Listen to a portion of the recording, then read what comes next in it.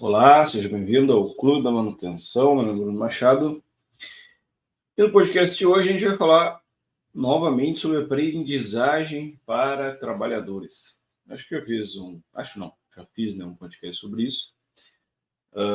Essa vai ser mais uma parte desse assunto. Eu chamei aqui de parte 2, mas não sei bem se vai ser a parte 2. Aprendizagem para trabalhadores, parte 2, habilidades instrumentais. Bom, habilidades instrumentais são domínios de instrumentos, meios, né? Meios para algum fim. Se eu tenho um domínio do pacote Office, né, isso é uma habilidade instrumental, porque o pacote Office é um instrumento para te redigir um texto, para te, compilar uma planilha, para te montar uma apresentação. Então, é um instrumento. Se eu sei utilizar paquímetro, micrômetro, relógio comparador, multímetro, isso é uma habilidade instrumental também, porque eles são instrumentos, né? Instrumentos para algum fim. Então, para fazer uma analogia, né, que fique clara, o piano é um instrumento para produzir música, assim como um violão, assim como um violino, assim como um violoncelo. Então, tem essa relação. Então, habilidades instrumentais são habilidades de domínio de instrumentos para um determinado fim. Eles sempre são um meio. E no trabalho, no dia a dia, né, o aprendizado, e aqui começa o primeiro ponto extremamente importante, o aprendizado de habilidades instrumentais está na experiência direta. Então, tu aprende a medir de paquímetro medindo, mesmo que tu tenha um pressuposto teórico necessário para se tornar mais fácil o aprendizado da medição. Então, isso que é importante entender. Quando tu está aprendendo alguma coisa, abrir um parênteses agora, tu tem que entender para que fim que tu está aprendendo aquilo. Se eu tenho um fim teórico ou um fim prático. Se eu estou aprendendo uma escala de medição, eu estou aprendendo para medir, né? Então, tem um fim prático útil. É um instrumento de medição, ele tem um fim útil de medir alguma coisa, né?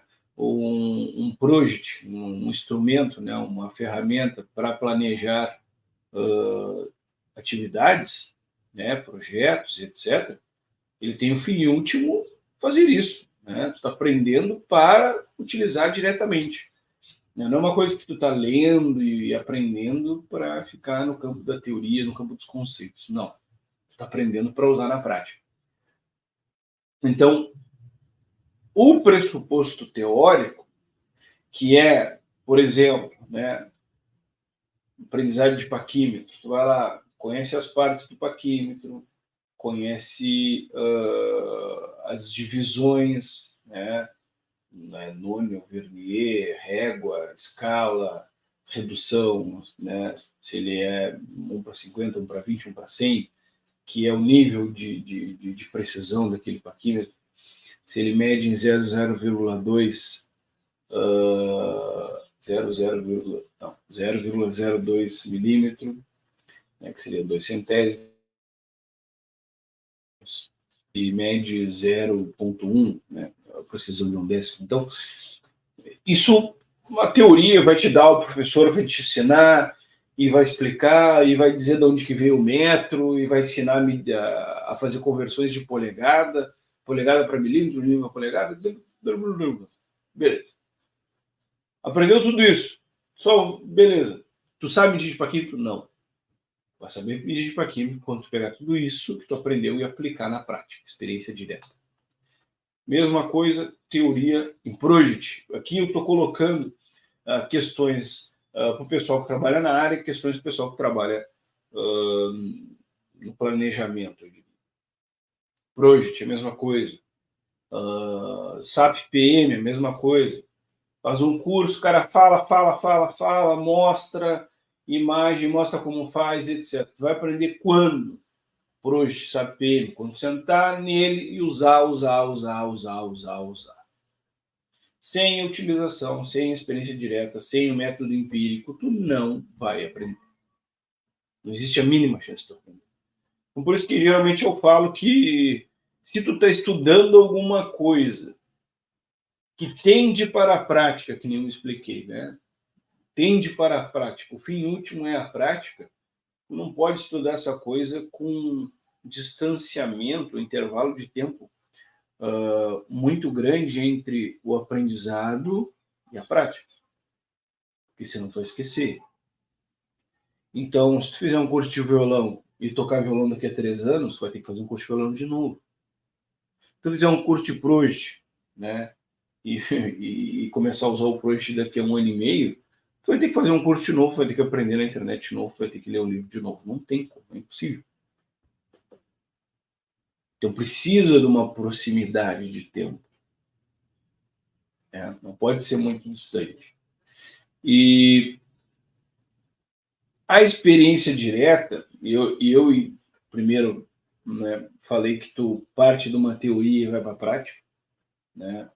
Mas às vezes algumas pessoas aprendem na prática mesmo. Então, passamos a primeira barra, vamos entrar no aprendizado empírico. O que é o aprendizado empírico? O aprendizado empírico é o aprendizado através da prática. Então, tu não teve um aporte teórico, né? Não teve premissas teóricas, tu aprendeu através da imitação, né? De pessoas que trabalhavam contigo, né? Que te ensinaram. É também uma maneira direta de aprender, é uma experiência direta, né? Só que tu não teve aquilo que antecedeu, que é a teoria. E a grande maioria das pessoas que têm alguma formação, uma qualificação, tiveram, né? Só que por que essas pessoas não dominaram os instrumentos? Porque elas não mediram. Porque para dominar instrumentos, precisa usar eles. Então, vamos supor que o cara teve o aprendizado empírico, né? Então, ele entrou numa profissão como auxiliar, como aprendiz, como júnior, e foi aprendendo com as pessoas que tinham uma senioridade maior ali. E foi repetindo, imitando, né, sendo corrigido, ou tendo um feedback até do resultado do trabalho dele. Deu errado, ele vai fazer de novo, certo? Então, um dos problemas do método empírico é esse, né? Então, ele aprende. Tem muitas pessoas que aprendem assim. Só que qual é o risco de aprender assim? O risco de aprender assim é aprender os erros, né, também dessas pessoas e incorporá-los ao seu método de trabalho. Então, se tu aprendeu com um mecânico, né, ou com um eletricista, né, tu aprendeu a fazer com ele, só que existiam alguns erros no que ele fazia. Tu aprendeu esses erros também. Não tem como fugir disso, né? Porque tu está imitando e tu não tem um parâmetro externo para comparar se está certo ou está errado. Tu não consegue julgar, né, o nível de assertividade do que ele está fazendo, porque ele é mais sênior, ele é mais experiente, e tu não tem o aporte teórico para dizer, cara, isso aqui não é assim, né? Então, o risco do método empírico, né, sem ter o aporte teórico antecedente, é esse. É você aprender os erros das outras pessoas. É tu ir passando, né? E depois que tu aprende, tu faz, e fica muito mais difícil tu te desagarrar do que tu aprendeu, né? De tu questionar o que tu aprendeu. Então, eu costumo dizer que o retorno à teoria melhora a prática. Se tu aprendeu através do método empírico, né, na prática, direto, tu voltar à teoria, tua prática vai ser melhorada. Porque aí tu vai ter parâmetros de comparação, que é o que falta e que é o que é fundamental. Bom, depois, essa questão da aprendizagem de habilidades instrumentais, tu pode fazer de duas formas. Indo da teoria para a prática, ou indo da prática para a teoria. Então, ou tu vai ter uma qualificação primeiro, fazer um curso, depois ir para a prática e aprender, né, praticando. ou tu vai aprender praticando e depois vai um retorno na teoria, né, que vai melhorar a tua prática. Então, seria aí duas formas. Se o cara ficar só na teoria, ele não vai aprender. Se o cara ficar só na prática, ele vai aprender, mas pode ser que ele esteja aprendendo várias outras coisas erradas. E aí ele esteja repetindo essas coisas erradas que ele aprendeu. Então, nenhum nem outro. O ideal é que tu vá de um para outro, sempre. Né? Bom, aprendizado de habilidades instrumentais exigem repetição. Repetir, repetir, repetir, repetir, repetir. Então, existe a teoria das 10.000 horas, que um especialista, ele atinge um grau de especialista a partir do momento que ele atinge 10.000 horas de uso de um instrumento. Então, um pianista, para ser um pianista bom, ele tem que ter 10.000 horas de piano. Um violinista, para ser um violinista bom, tem que ter 10.000 horas de piano. Seria quase que o platô, né? Ele chegou dali, não vai mais para lugar nenhum e é o melhor dos melhores. E isso tem muito sentido, porque a experienciação, né, a experiência direta, quando tu usa o instrumento, quanto mais tu usa, mais tu aprende, mais tu te corrige, e mais tu percebe as limitações do instrumento e as tuas, e a relação de um com o outro, e mais tu vai ficando habilidoso. E mais, e mais, e mais. O ganho da confiança está na repetição. Ninguém consegue subir numa bicicleta uma vez na vida, pedalar daqui a... Não vai conseguir pedalar muito, né? Pedalar 10 metros e achar que está confiante. Ele não está confiante porque ele sabe que ele não sabe. Então, a repetição vai fazendo você saber, você dominar. Então, por isso que as pessoas dizem, né? Dizem não, né? Isso é um fato observável na grande maioria das vezes. O sênior é uma pessoa mais velha. Não tem como ser sênior muito novo. Por quê? Porque tu não teve as tuas 10.000 horas de repetição. Tu não experienciou a quantidade de situações que aquela pessoa experienciou. Mas, e aqui eu abro um parênteses, a gente pode ter pessoas que são mais velhas que não passaram as experiências que tu passou. Então, se tu passar, sei lá, por 10 projetos dentro de um ano, e uma pessoa que, sei lá, tem 10 anos a mais de trabalho por ti e passou por 2 projetos, aí, de repente, a gente já está equiparando a senioridade. Porque senioridade também ela não pode ser vista só pelo ponto de vista de idade. Ela tem que ser vista também sob o ponto de vista de experiência acumulada. Então, se o cara ficou... A gente entende... Porque, assim, a gente tem que entender que uma profissão, ela encerra uma gama de conhecimento. Se o cara ficou muitos anos fazendo só aquela parte daquele conhecimento, ele pode ter senioridade naquela parte do conhecimento, mas não necessariamente em toda a profissão dele. Então depende muito do que tu faz. Fechando parênteses, retornando. Então, em casos normais de pressão e temperatura, o sênior é aquele que tem mais tempo fazendo tudo daquela profissão. Ele viveu mais situações, ele sabe resolver mais problemas porque ele já passou por esses problemas. Que o júnior não passou, que o pleno não passou. Ele já vivenciou, ele já experienciou isso e isso traz confiança. Por quê? Porque ele já repetiu demais. Ele já fez muitas vezes. Então, o domínio de instrumentos está na repetição. Uso, usar, colocar em prática, experiência direta. Você precisa fazer isso. Então, bom, eu vou tentar fornecer um termômetro para saber o grau de dominância sobre alguma coisa para você. Você sabe quando consegue fazer sozinho ou quando está à frente pelo serviço. Então, você só sabe que sabe quando consegue fazer sozinho e está responsável por aquilo. Porque se tu não tem um grau de confiança adequado, tu não vai assumir esse ferro. Então, aqui é importante não se enganar. Fazer com outra pessoa responsável não é a mesma coisa que ser o responsável. Então, você sabe que domina alguma coisa quando você consegue dizer o que fazer e como fazer.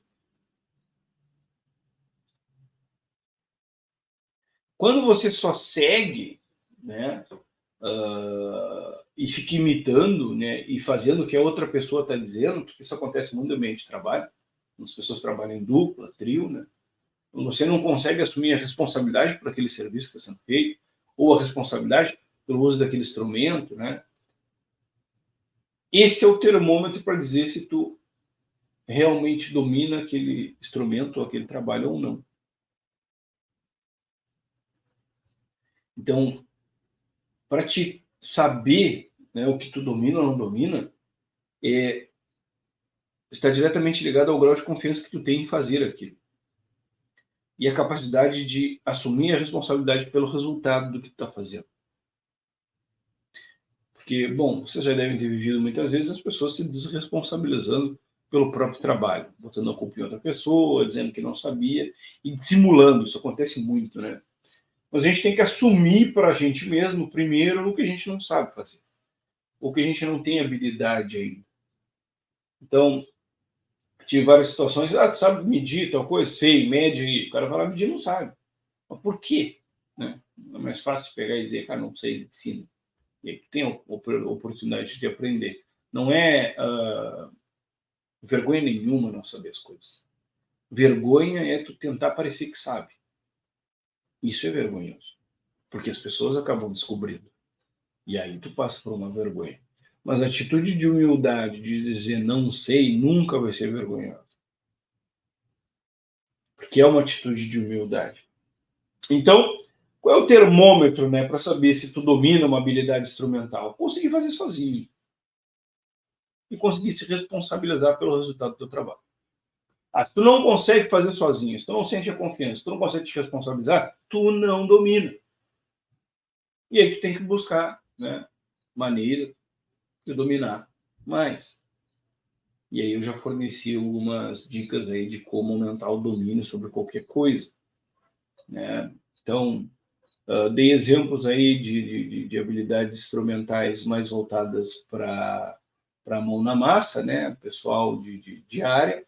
Mas se a gente for pensar em termos de PCM, em termos de planejamento de projetos, quanto mais projeto tu planejar, quanto mais tarefa tu planejar, quanto mais ordem de serviço planejar, baseado que tu ancore isso na teoria e tente cada vez mais fazer da maneira correta, mais habilidoso tu vai ser. Quanto mais gente tu supervisionar, quanto mais trabalhos tu supervisionar, quanto mais gente tu gerir, quanto mais anos tu ficar fazendo isso, mais habilidade tu vai ter, salvo se tu tiver um aporte teórico que possa comparar o que você está fazendo com o que é a referência. Né? Ou se tu criou uma teoria nova de gestão, né, e está seguindo ela, que aí também pode acontecer, é raro, né? Mas geralmente as melhores coisas de uma área estão escritas aí e são conhecimento comum dessa área. Então, os melhores conhecimentos para mecânica já estão escritos aí em livros, etc., né, em cursos, e você tem que buscar isso para se tornar uma pessoa que domine, né, que tenha uma habilidade elevada. Os melhores conhecimentos de planejamento de projeto também estão aí à disponibilidade de todos, né? Obviamente que algumas coisas de graça, outras algum custo, mas são os parâmetros que você vai acabar seguindo para saber dizer se você domina ou não domina. Porque também existe a falsa confiança. E vamos abrir outro parênteses aqui, talvez o último. A falsa confiança é quando tu faz uma coisa, né, e tu tem um feedback relativamente positivo, né, porque o grau de exigência daquilo não é tão alto, e tu não sabe qual é o maior potencial dentro da tua profissão, tu já está na falsa confiança. A falsa confiança de dominar, de saber fazer, etc. A falsa confiança é quando o cara não sabe fazer muito bem uma coisa, mas ele acha que sabe fazer muito bem. Ele nunca fez, por exemplo, assim, ele nunca usou as ferramentas, Project, vamos pegar, por exemplo. Ele nunca colocou, ele só usa o Project, ele não usa o Project, ele usa o Project como uma planilha do Excel há 10 anos. Ele acha que sabe utilizar o Project. Ele usa a planilha do Excel para fazer preenchimento de caractere, né? Fazer planilha simples, não para fazer cálculos, etc. Ele acha que sabe usar o Excel. Mas aqui é importante isso, você tem que dominar não, desculpa, e eu vou entrar nisso em outro momento. Eu estou escrevendo alguma coisa sobre isso. Até escrever não, até se tu for não sei que hora tu está vendo isso, que dia, mas se tu for no meu Instagram, meu nada, do clube, né? Tu vai ver lá a escala de profissionalismo, a teoria do gradiente profissional, num Reels que eu compartilhei. Compartilhei dia 15/12 de 2023. Tá lá. Tu precisa saber a base e o topo da tua profissão, a base e o topo de um instrumento. Né? Quem é o melhor tocador de violão e o pior, que é tu que está aprendendo? O que esse cara consegue extrair desse violão? O que é um uso completo do Project e o que é um uso intermediário e o que é um uso baixo do Project? O que é um uso completo do Excel, o que é um uso intermediário, o que é um uso baixo do Excel? Porque se tu não sabe isso, tu não sabe onde tu está. Então, falso conhecimento, falsa sensação de confiança, né? A sensação não é falsa, né? Mas é uma falsa confiança, é quando tu tem um domínio baixo e tu acha que tem um domínio ótimo. Mas tu acha que tem um domínio ótimo porque tu está muito tempo fazendo uma coisa pela metade. E isso acontece demais, demais. A quantidade de mecânico de manutenção que tem absoluta certeza que é um mecânico de manutenção e não sabe medir é absurdo. Não é, meu amigo. Não é. Não é. Desculpa, não tem como. Ninguém pode se dizer mecânico se não sabe medir. De paquímetro, de micrômetro, de trena, de escala, de esquadro. Não tem como. É impossível. Não tem como. Porque a base da profissão já parte daí. A base da profissão de mecânico, seja qual for, não importa, ela parte de desenho técnico, metrologia e elementos de máquina. É a base. Vai no Senai lá, só vai ensinar isso aí. Depois vai ter usinagem, vai evoluindo, mas a base é essa. Não vai mudar. O cara que sabe desenho técnico, sabe metrologia, vai trabalhar em qualquer lugar. Né? Agora, tem muita gente que trabalha, e muita gente, e não sabe essas coisas. Isso impede o cara de trabalhar? Não. Isso impede o cara de entregar um serviço ótimo.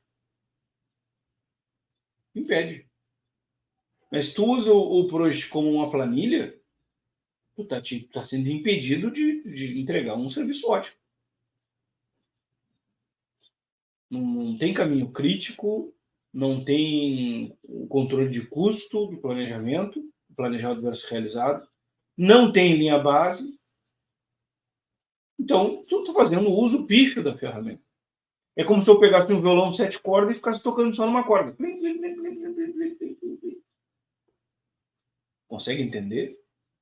Então, resumindo, a habilidade instrumental é o uso de instrumentos que tendem para um fim. Né? A gente tem aprendizado da teoria para a prática e da prática para a teoria. São dois bons métodos de aprendizado e são os únicos. Né? Porque aprender só na prática é ruim, porque pode ser que tu copie o erro das outras pessoas. Aprender só na teoria não serve para nada, porque se tu está aprendendo a pilotar um avião, se tu nunca vai pilotar um avião, para que tu tá aprendendo então? Não tem sentido. Está aprendendo a medir um paquímetro, tu nunca vai medir um paquímetro, não tem sentido. O retorno da teoria, a teoria melhora a prática, como eu comentei. Né? O termômetro para saber se você sabe uma coisa ou não é se você consegue fazer sozinho, consegue fazer bem e se sente responsável por aquilo. Né? E o ganho da confiança está na repetição. Legal? Então, o tema de aprendizagem, né, para trabalhadores é um tema muito especial para mim, porque eu sou um trabalhador e eu estou constantemente me educando depois que eu comecei a trabalhar. Tem muitas pessoas que se educaram antes de começar a trabalhar. Então, antes de começar a trabalhar, elas já sabiam escrever bem, sabiam, né, falar relativamente bem, já tinham feito uma faculdade, já estavam, né, caminhadas. Não é o meu caso. Né? Eu comecei a trabalhar muito cedo, depois fui fazendo curso técnico, fui fazendo engenharia, fui fazendo outros cursos. Então, eu comecei a me educar profissionalmente, né, e me educar pessoalmente também, depois que eu comecei a trabalhar. Então, o tema educação para trabalhadores, para mim, é um tema caro e extremamente importante. Espero que vocês tenham gostado desse podcast. Se gostaram, compartilhem com seus amigos. Isso ajuda a crescer o nosso podcast. Valeu? Um abraço. Até mais. Tchau, tchau.